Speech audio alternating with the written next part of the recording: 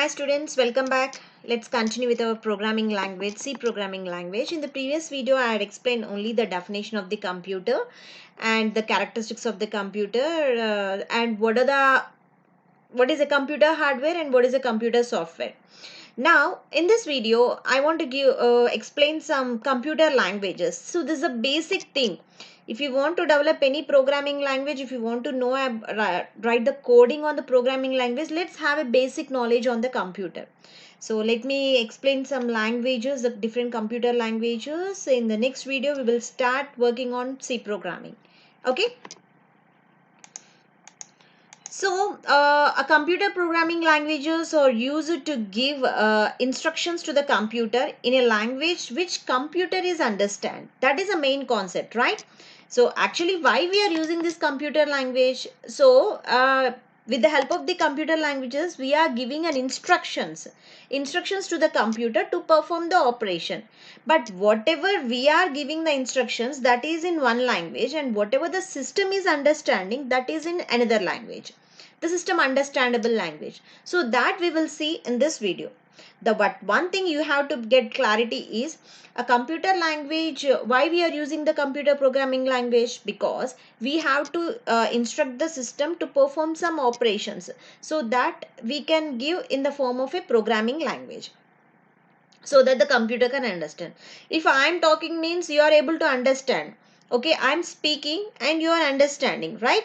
So here the speaking, I can speak in English, I can speak in Telugu, Hindi, whatever the language I am speaking.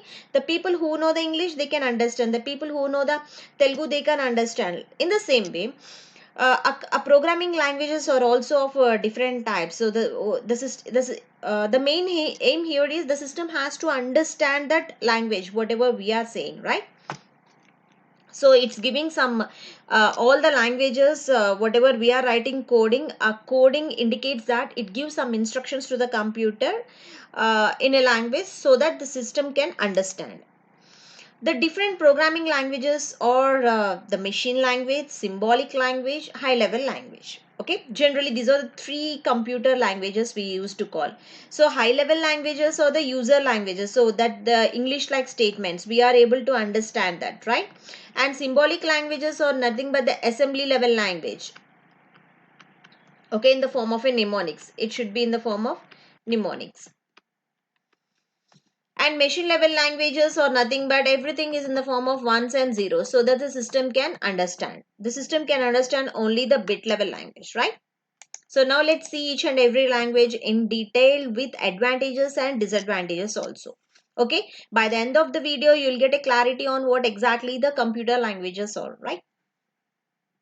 Machine language. A computer is a machine. Computer is a machine, and since its memory can store only the ones and zeros. A computer system is a machine, right?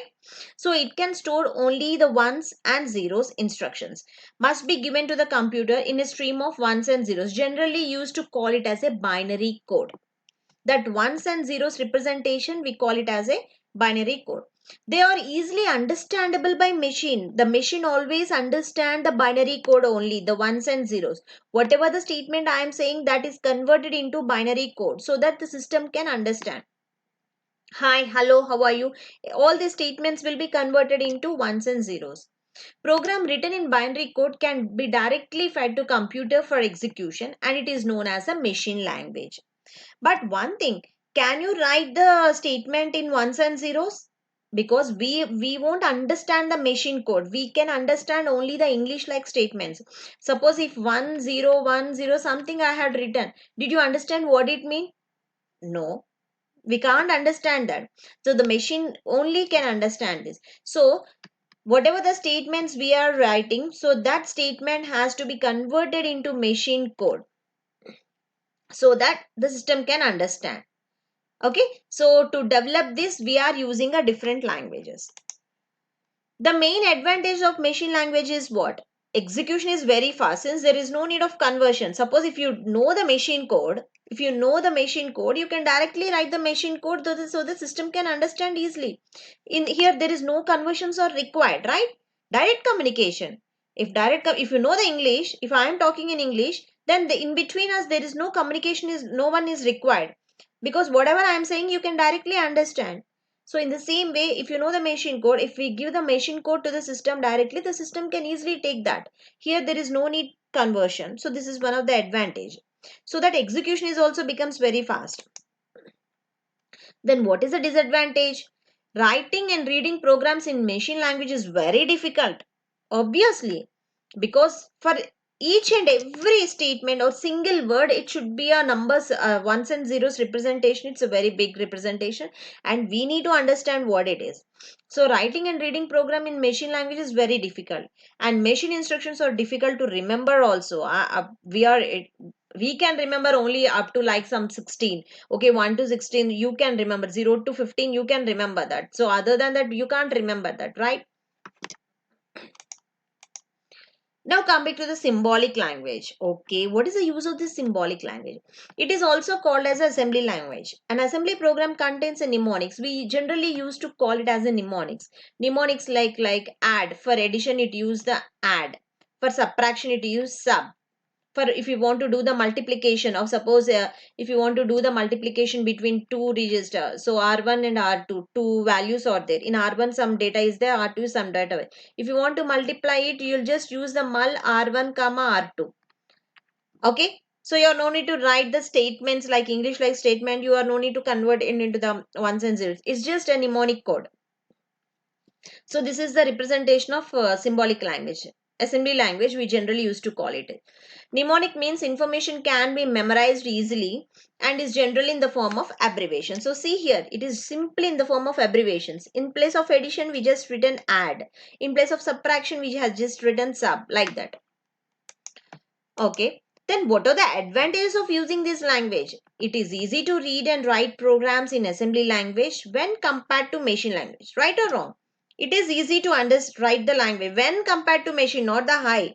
When compared to ones and zeros, add means you can easily understand. But for add, suppose the code is 101 means you have to remember that 101 is for only for addition, 110 is for subtraction. Like that, you have to be remember. It is difficult.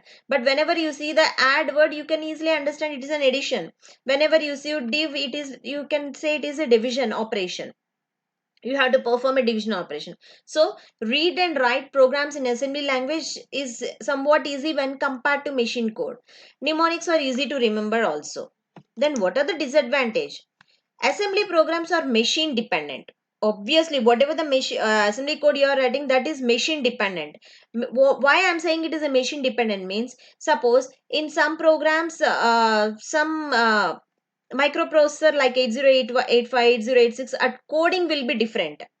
Okay, so add, subtract, divide, all these mnemonics and whatever the operands that we are using, and opcodes like registers we are using. So for some machine like 8086, some machines they will use ax comma bx plus cx, means adding two values and the result will be stored in ax. But in some machine like some microprocessors, it takes add ax comma bx, means adding ax and bx values and the result will be stored in ax, like that. So here only the val a and b, I'm just taking a variable names, right? So assembly language programs are machine dependent. Always it is machine dependent. Based on the microprocessor we are using, we have to write that type of code. Execution is slow since it needs conversion into machine language. So when compared to machine language is very fast because no need of conversion. But assembly to machine language, conversion is required, right? Obviously conversion is required. So whenever the conversion is there, automatically execution is slow. Okay, suppose I know English, you know only the Tamil. Okay, in between that one person I needed. So whatever I am talking in English, so the Tamil person will understand, the in between person can understand English as well as the Tamil. So he can listen my words and he'll translate the English statements to Tamil to you. So here somewhat the execution becomes slow because it needs a one conversion here. Okay, so in the same way, for converting the assembly language to the machine language, some conversion is required. The assembler, with the help of the assembler, we are trying to it is going to be converted. Assembler is used to convert the assembly language program into machine language program. So there is a disadvantage. We need the conversion tool, that is assembler we required. Okay, the next one is the high level language. High level language is a set of language which are very close to our native language. It's whatever the statements that we are written here, everything we can easily understand. Okay, because it is just like our native language called the high level language. High level language have control structures, IO facilities, hardware. It is hardware independence. What type of hardware you are using, it doesn't bother about that. It simply write those English like statements, but only the thing is when it is trying to convert to the assembly, so there the machine dependent will be there, but here there is no machine dependent. The different high level languages are Fortran, COBOL, Pascal, C, C++, Java, whatever the programming, you can write it in any programming language. All those are all the high level languages only. We are able to understand it. Then what are the advantages? It is machine independent. This is one of the advantage, because we don't bother about what type of hardware we are using. So you no need to worry about what microprocessor using, what hard disk you are using, what everything. You don't need to bother about. You simply write your code, okay, in English like statements. That is, programs are portable. Programs can move from one system to another system. Even because of this machine independence only, you can move your programs from one system to another system also. It is easy to learn and understand, take less time to write the programs also. Then what about the disadvantage? High level programs need a translator for conversion into machine level. So in the just like assembly language, for high level language also we require a translator, so that our high level language will be converted into machine level language so the system can understand. So for this, compilers or interpreters are used for converting high level language program into machine level language. Whereas assembly to machine, we require assembler. But for high level, we require either the compiler or translator. Remember these terms. Okay, these are very important terms. For converting high level to machine, we require either the compilers or interpreters. But whereas from assembly to machine, we require only the assembly level language. So see here, the main use of the compilers are converting the entire statements in a program at a time. Then what about the interpreter? Interpreter converts one statement at a time. Compiler is going to convert the complete program at a time, but interpreter each and every step is converting. Okay. So the high level language program, with the help of the compiler or interpreter, it convert into the machine language code.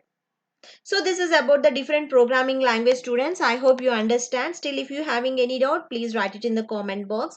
If you like the video, please like it and please subscribe my channel. So in the coming videos, we will work on the more programming concept.